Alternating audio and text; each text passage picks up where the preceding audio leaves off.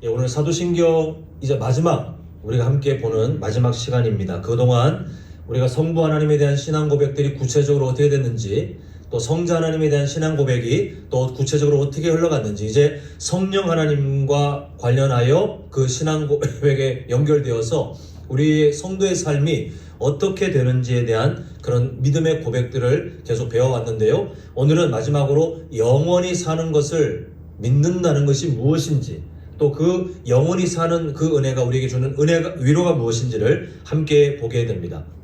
우리가 갖고 있는 연약함이 있는데 이것은 천국가에 벗겨져요. 뭐냐 하면 우리가 살아가면서 우리가 얻어낸 지식, 또 여러 경험들이, 또 문화들이 있는데 그게 그냥 내 안에 어떤 지식으로 있는 것이 아니라 이게 나의 가치관이 되어서 마치 안경을 쓰고 있는 것처럼 문화적 안경을 나에게 딱 씌워놓고 이 좀처럼 여기에 자유하지 못하고 여기에 얽매여서 세상을 보게 합니다. 그래서 우리가 선글라스를 끼면 밝은 날씨인데도 약간 흐리게 보이는 것처럼 그 문화적 안경을 끼면 같은 대상을 바라보도 사람마다 다 그 가치관이 다르기 때문에 해석이 다 달라져요. 근데 우리 일상생활 정도는 그냥 살면서 뭐 그런 오해들이 있으면 또 서로 그냥 납득하고 풀고 이렇게 하면 좋겠지만, 하나님의 말씀에 대해서는 이 문화적 안경을 절대 우리는 써도 안 되고 여기에 끌려가도 안 됩니다. 왜냐하면 같은 하나님의 말씀인데 문화적인 안경을 쓰고 그것을 바라보면 하나님의 말씀에 담겨 있는 의미보다 내가 지금까지 살아오면서 경험하면서 만들어낸 나의 가치관으로 그 말씀을 재해석해서 내가 그걸 믿으려고 막 노력해요. 그리고 그에 따라 내 삶의 선택이 달라지게 됩니다. 결국 우리가 문화적 안경을 쓴 채로 하나님의 말씀을 보게 되면 우리 삶의 방향이 제각각이 돼요. 제각각. 성도라고 하면서 66권 성경을 함께 본다고 하면서 제각각의 삶의 가치관을 갖고 살아가게 되는데, 우리가 완전히 벗을 수는 없으나 우리는 할 수 있는 한, 그래서 성경 말씀을 읽을 때에 그 말씀의 시대적 배경, 또 문맥의 그런 이해들, 그런 성경 66권 전체에서 어떤 위치에 있는지 우리가 입체적으로 보면서 내 눈에 지금 현재 씌워져 있는 문화적 그 안경을 최대한 배제하고 보려는 그런 노력들이 우리에게 필요합니다. 그렇지 못한 사례들이 성경에 참 많은데요. 두 가지만 말씀드리면, 사마리아 여인이 있죠. 예수님께서 그 여인을 구원의 자리로 인도하시기 위해서 굳이 그 한 영혼을 위해 찾아갔을 때에 예수님이 마르지 않는 생수에 대해서 말합니다. 예수님은 바로 예수님 당신을, 구원자이신 그분을 말한 건데, 그 사마리아 여인은 자기가 지금까지 살아오면서 갖고 있는 문화적 안경으로 그 말씀을 들으니까 어떻게 그냥 해석됩니까?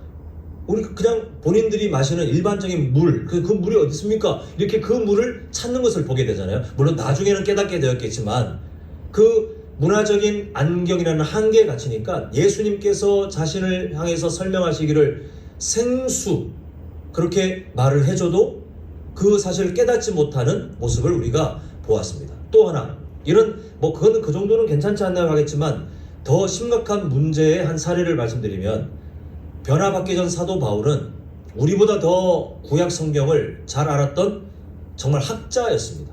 모두에게 인정받는.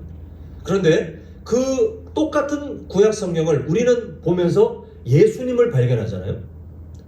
근데 유대교라는, 또 자기가 갖고 있는 의라는 문화적 안경을 끼고 있던 그 변화받기 전 사도 바울은 성경을 볼 때 구약 성경을 통해서 어떤 결론을 찾아내냐 하면 초대교회 성도들을 죽여도 된다라고 답을 찾아내요. 예수는 가짜고 우리를 어지럽히는 그런 폭도들과 같고 이단과 같고, 그래서 잡아 죽여야 된다라고 생각했던, 실제로 그렇게 열심히 노력했던 그렇게 악한 삶을 그 안경 하나 때문에 잘못 성경을 해석해서 살아가는 것을 우리가 성경을 통해서 확인하게 됩니다. 이렇듯이 우리가 살아가면서 경험했던 또 지식들, 문화들, 또 나의 어떤 취향들, 이런 걸 가지고 내 눈에, 내 마음에 문화적인 안경을 딱 쓰고 성경 말씀을 보게 되면 단순히 어떤 단어에 대한 오해가 아니라 삶의 방향 자체가 달라질 수 있다는 이런 부정적인 사례를 잘 기억하셔서 오늘 사도신경의 마지막 주제를 우리가 함께 볼 때에 최대한 이 문화적 안경을 배제하고 피하고 오직 말씀이 우리에게 가르치는 방향이 무엇인지를 한번 찾아보았으면 좋겠는데요. 자, 우리 58문 질문을 제가 읽겠습니다. 영원한 생명은 당신에게 어떠한 위로를 줍니까? 자, 답변이 두 개로 나눠져 있을 텐데요. 자, 우리 함께 답변을 읽도록 하겠습니다. 자, 시작.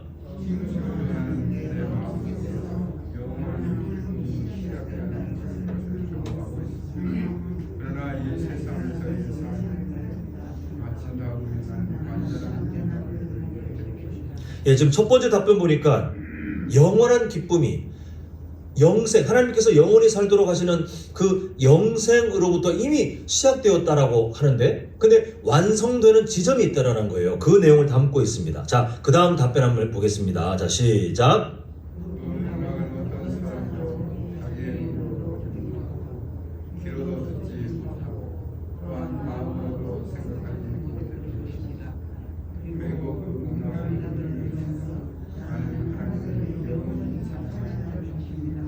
네, 오늘은 사도신경 제일 마지막 영원히 사는 것, 영생에 대한, 그래서 우리에게 왜 위로가 되고 그 위로가 무엇인지를 이제 함께 살펴보므로 오늘로서 우리 사도신경 연구는 이제 마쳐지게 됩니다. 자, 그러면 도대체 영생이 무엇인지 아까 말씀드린 문화적 안경, 우리에게 씌워져 있는 안경을 벗고 좀 봐야 되겠는데요. 우리 잘 아는 요한복음 17장 3절 말씀을 한번 보도록 하겠습니다. 보면 영생에 대해 정의하기를 안 죽고 사는 것이라고 하지 않죠. 함께 읽겠습니다. 시작. 영생은 곧 유일하신 참 하나님과 그가 보내신 자 예수 그리스도를 아는 것이니이다. 이렇게 말하고 있습니다.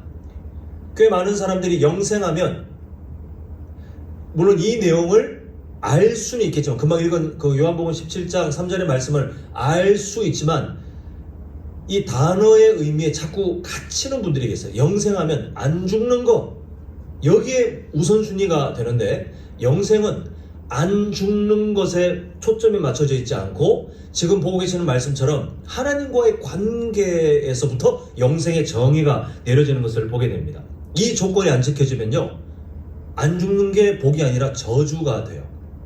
하나님과의 친밀한 관계가 완전히 회복된 관계로 살아갈 수 있는 그게 영생, 영원한 생명, 이렇게 설명하고 있는데 우리 교단이 따르고 있는 그 개혁주의 신학의 종말론을 보면 의인이 받는 상급에 대한 설명이 있습니다.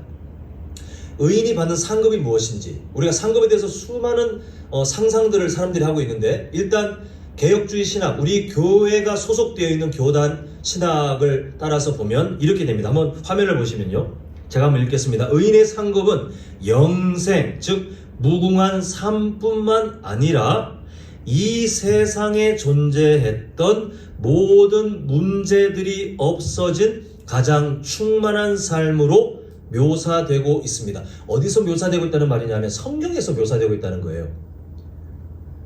그 나중에 하나님 나라에 가서 누리는 상급이 뭔지를 성도님들께서 어떻게 정의를 내리셔야 되냐면 여러 상상들을 할 수 있지만 그 문화적 안경을 내려놓으시고 여기서 말하고 있는 것처럼 영원한 생명, 하나님과의 친밀한 관계 속에서 그 다음에 이어지는 설명, 우리가 이 세상에서 참 많은 그런 결핍들, 한계들, 그런 아픔들이 많이 있었는데 그게 다 사라지는, 그래서 충만한, 이 세상에서는 맛보지 못한 그 충만한 상태, 충만한 어떤 기쁨, 그런 것들이 바로 하나님이 우리에게 주시는 상급이다라고 설명을 하고 있습니다.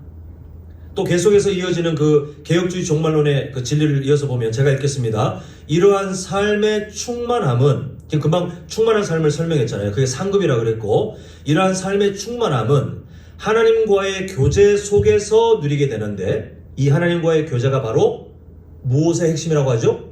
영생의 핵심이라고 말하고 있어요. 그 영생은 안 죽는다가 아니라 하나님과의 교제에서 다 출발해야 돼요. 영생은 하나님과의 교제. 거기서 천국이 천국다워집니다. 이따가 설명드릴 내용이긴 하지만 바로 그 내용을 담고 있어요.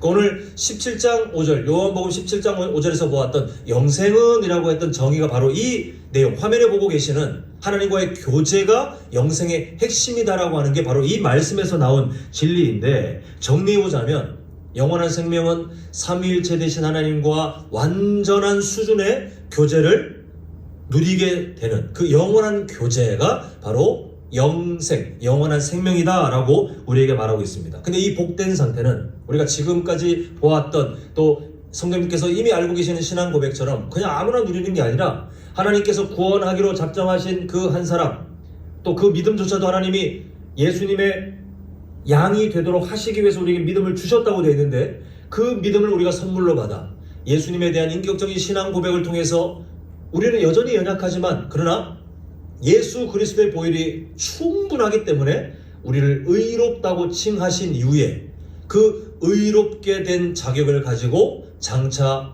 하나님의 나라에서 누리게 될 완성된 모습이 바로 영원한 생명, 그 충만한 삶이, 하나님과의 교제를 누리는 충만한 삶이 영생이다라고 말합니다. 그래서 성경은 절대로 내가 안 죽는 거라고 생각하지 마시고 하나님과의 친밀한 관계에서 영생을 끌어내셔야 성경이 우리에게 가르치는 영생의 진짜 의미를 알 수 있습니다.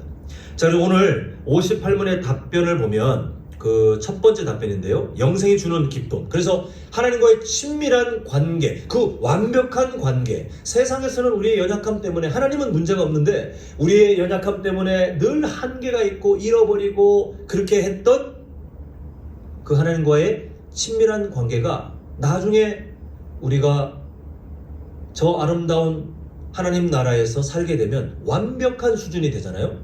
그 내용을 현실과 나중에 우리가 누릴 것을 다 말하고 있는데요. 자, 보시면 지금도 나는, 그래서 이 질문이 그거였죠. 영원한 삶이, 영원한 삶, 영생이 당신에게 주는 위로가 대체 뭡니까? 지금 우리가 살고 있는 이 세상에서 우리는 하나님이 주시는 위로를 경험해야만 하는데, 영원한 생명이라는 약속이 우리에게 주는 위로가 뭐냐면, 지금도 나는 내 마음속에 영원한 기쁨이 이미 예수님의 십자가 사랑 때문에 시작되었다는 것을 우리가 믿는 것이 사도신경의 방향이에요. 그리고 그 영원한 기쁨은 제 중간에 있는, 그러나 이 세상에서 삶을 마친 다음에 그 다음에 어떤 수준이 딱 끊어져? 나는 완전한 복락을 누리게 될 것입니다. 그 충만한 삶에 지금은 시작되었는데 배워가고 잠시 맛보고 저 천국에서 완벽하게 누릴 그때를 기대하면서 우리는 지금 이 세상을 살아가며 함께 공동체가 된 우리 믿음의 교우들과 함께, 또 함께 예배하는 자리를 통해서, 또 가정을 통해서 그 영원한 기쁨, 천국에서 누릴 영원한 기쁨을 조금씩 배우고 조금씩 사모하고 그렇게 하면서 자라가다가 나중에 하나님께서 부르신 그 날, 그 아름다운 천국에서 살게 될 때, 그때 완전한 수준의 복락을 누리게 될 것입니다. 이걸 우리가 믿으면 이 현재의 삶에서도 위로를 얻을 수 있다라는 것이 사도신경이 우리에게, 또 하이델베르크 요리문답 58문이 우리에게 주는 그런 소망입니다. 자, 이제 58문 나머지 내용을 보는데 순서를 좀 약간 바꿔서요, 답변 제일 마지막 내용을 제가 한번 읽어드리겠는데 이렇게 됩니다. 그리고 그 복락을 누리면서 나는 하나님을 영원히 찬양할 것입니다. 우리가 천국에서 뭘 하고 있을까에 대해서 성경은 우리가 영원히 하나님을 찬양, 여기서 말하는 찬양은 노래를 말하는 게 아니죠. 원래 찬송, 찬양, 찬미가 노래라고 하는 문화를 말하는 게 아니라 하나님을 향한 우리의 고백의 태도일 뿐이에요. 그 찬양의 한 방법이 노래, 찬미의 한 방법이 노래, 찬송의 한 방법이 노래일 뿐, 이게 뭐 어떤 사람들은 진짜 오해하더라고요. 가면 천국에서 그냥 영원히 노래만 계속 부르고, 이게 아니라 우리가 그 어떤 형태인지 정확히는 알 수 없지만 우리가 할 수 있는 모든 방법을 동원해서 하나님께 일어나는 당연한 반응으로 하나님께 찬양을 드리는, 하나님을 인정하고 하나님을 존중하고 또 그 하나님을 기뻐하는 그 삶이 영원히 마르지 않고 충만히 우리에게 넘치게 된다라고 말을 하고 있는데, 자, 이게 어떤 의미인지를 좀 정리해 볼 필요가 있습니다. 요거를 정리 안 하면 어떻게 되냐면요. 우리가 문화적 안경을 가진 채로 어떻게 읽히냐면 아까 말씀드린 것처럼 가면 무슨 성가대가 모인 것처럼 천국 간 사람들이 모여가지고 할렐루야 막 찬양 이게 뭔가 노래만 부르는 그런 삶이 될 것처럼 보이지만 이게 그렇게 간단한 일이 아니라 사실 그 앞에 뭔가가 있어요. 자, 그 뭔가를 좀 설명드리겠는데요. 하이델베르크 그 요리 문답집 58문을 보고 있는데 해설을 해놓은 내용이 있습니다. 자, 화면을 보시면 제가 한번 읽어드릴 텐데요. 그리스도와 함께 왕 노릇을 하는 것은, 자, 그리스도와 함께 왕 노릇 하는 것이 뭔지에 대한 설명입니다.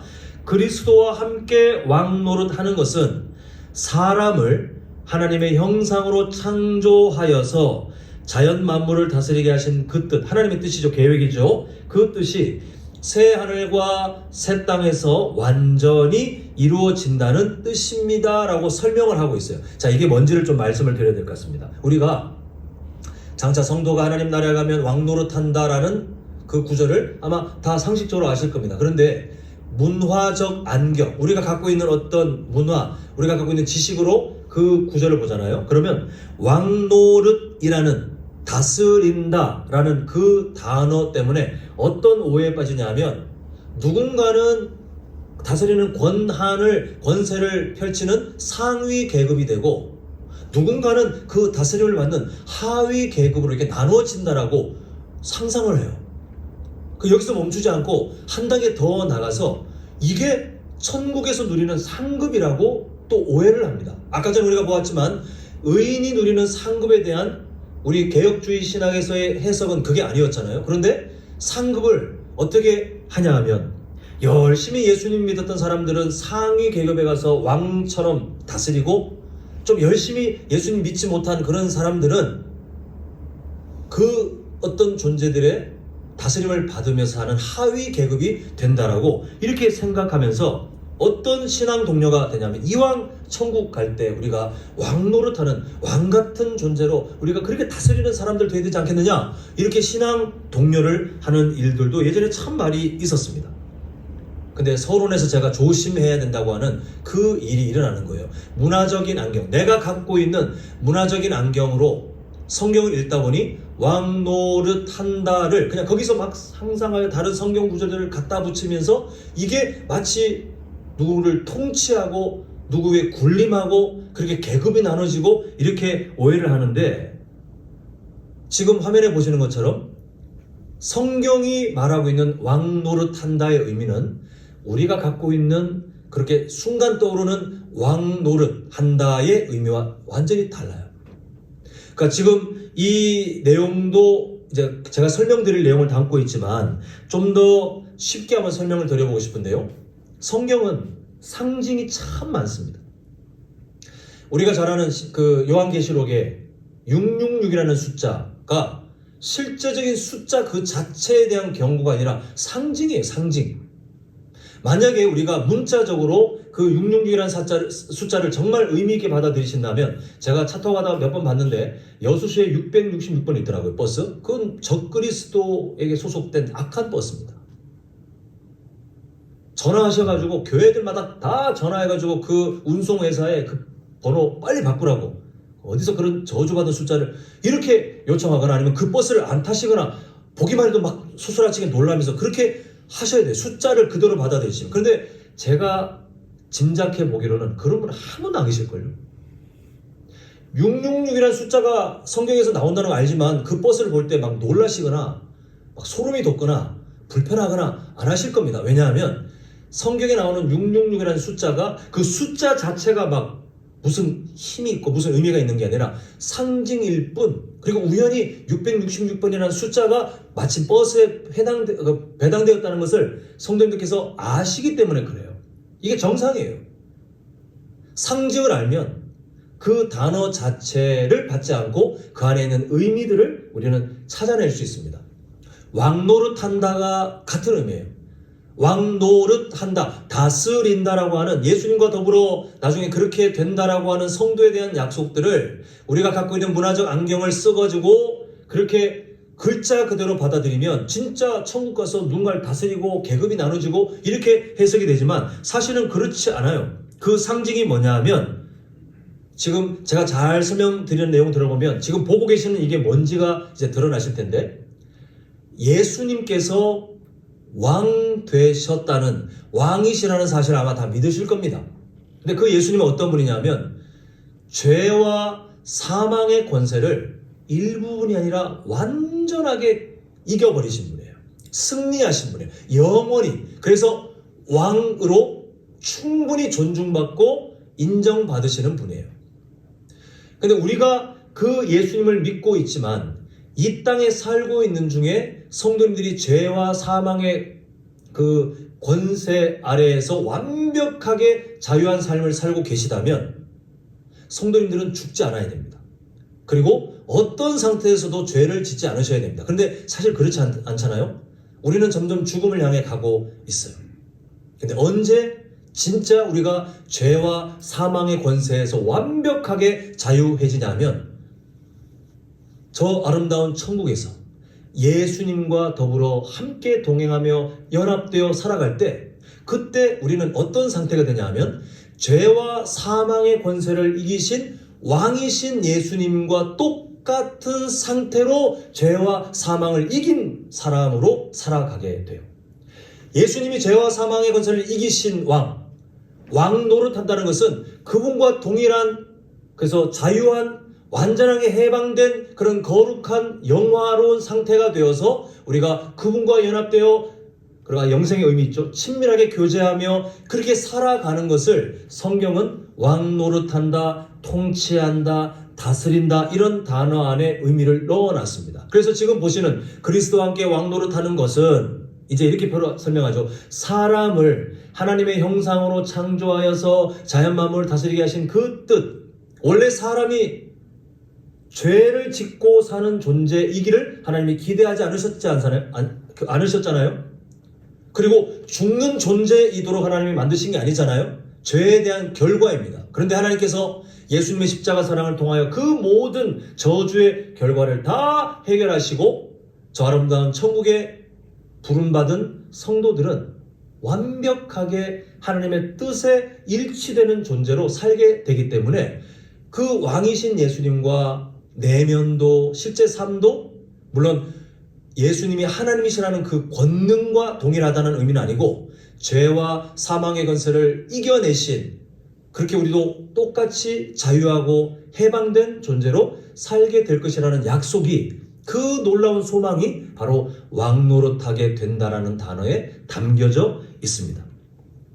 그러다 보니 우리가 이 약속을 품고 살아가면 이제 아까 그 보여드렸던 58문 답변의 마지막 내용이 있죠. 제가 읽어드리면, 그리고 그 복락을 누리면서 나는 하나님을 영원히 찬양할 것입니다로 이어지게 되는데, 이게 왜 이어지냐 하면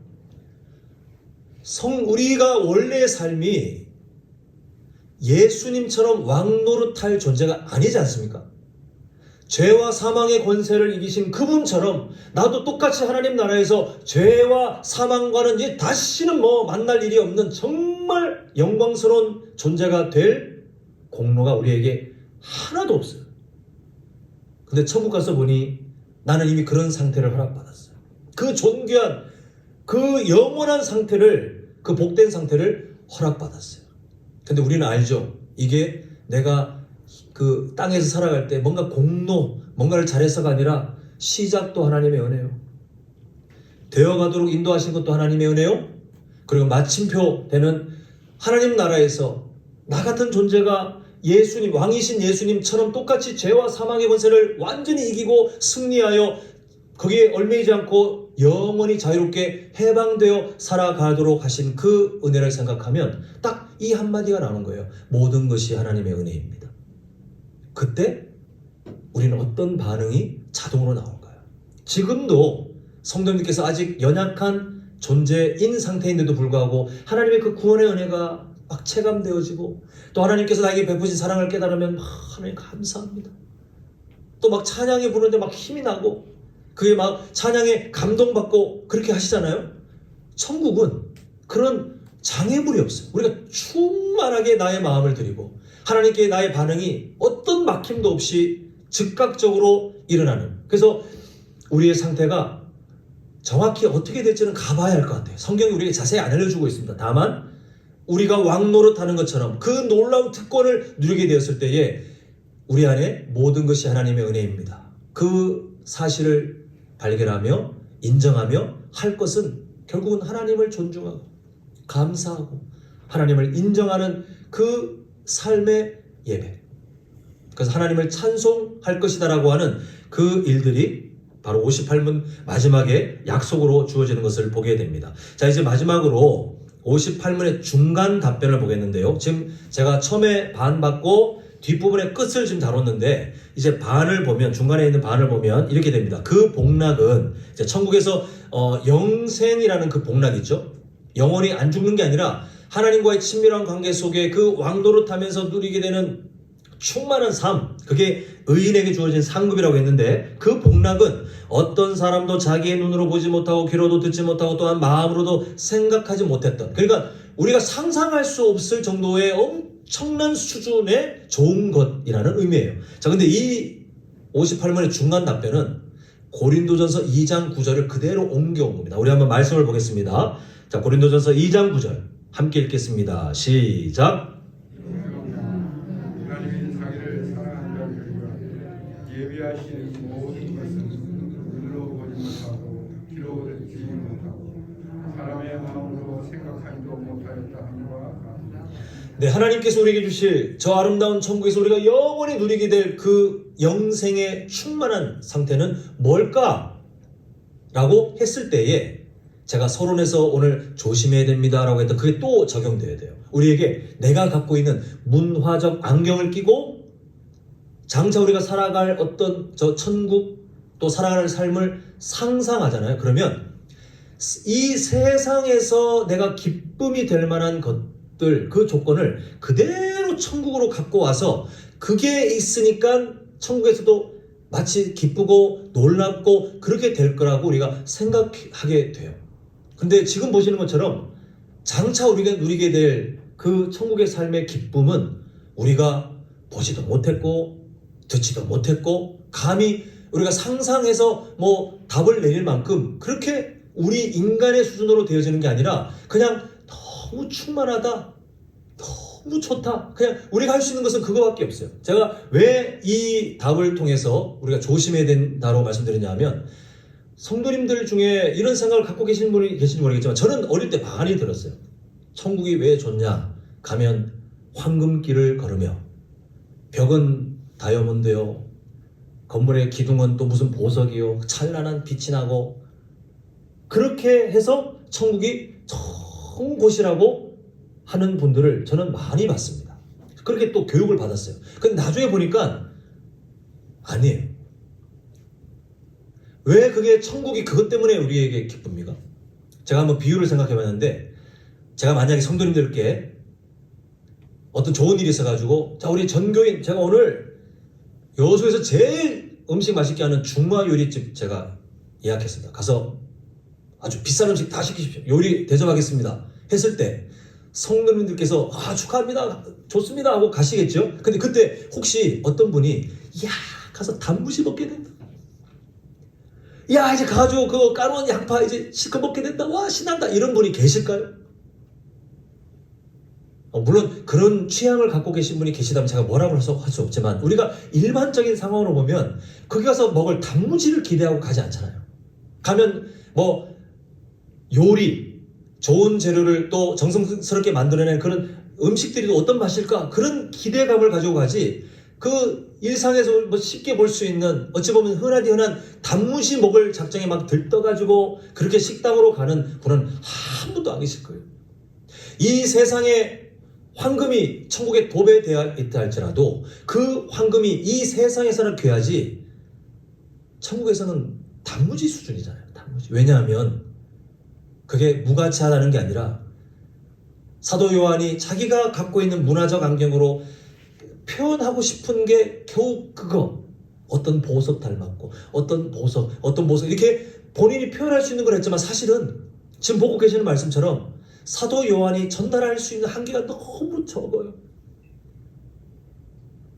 근데 그런 천국에 가서 보석들이 즐비하고 그래서 우리가 너무 좋고 그게 살면 좋고 그게 아니라 영생은 아까 출발점이 뭐라 그랬죠?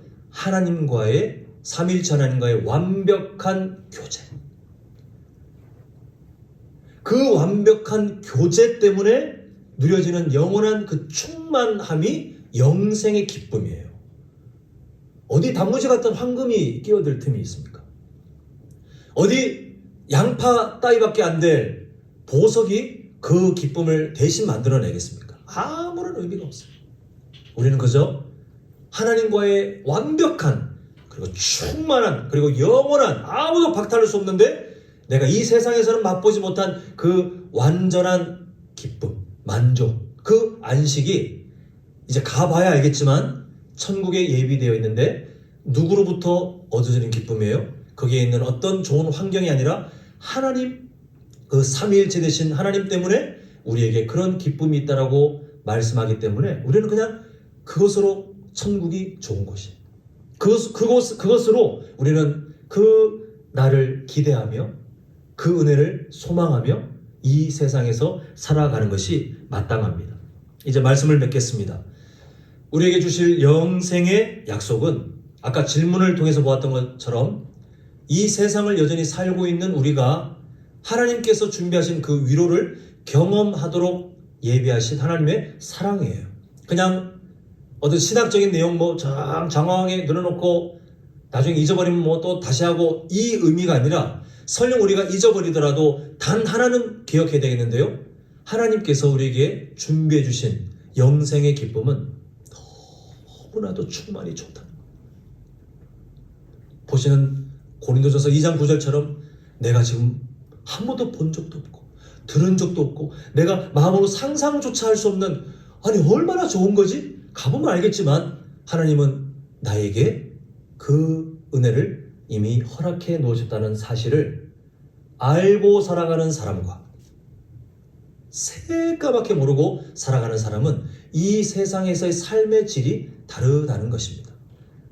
이왕이면 우리 성도님들 하나님께 주신 믿음의 삶을 살아가실 때에 우리에게 예비해 놓으신 그 천국의 기쁨, 그 영생이 어떤 것들인지를 잊지 마셔서 문화적 안경으로 오해할 수 있는 것들을 다 덜어내고 성경이 우리에게 가르치는 또 그 성경의 진리들을 우리 교단에 속해 있는 개혁주의 종말론에서 담아냈던 그 내용들을 잘 기억하셔서 이 세상을 한 걸음 한 걸음 걸어가실 때에 장차 누리게 된 그리고 58문 답변의 시작처럼 이미 시작된 그 영생의 기쁨을 붙들고 이 말세의 때를 힘있게 잘 살아가시는 우리 모두가 되시길 간절히 소망합니다.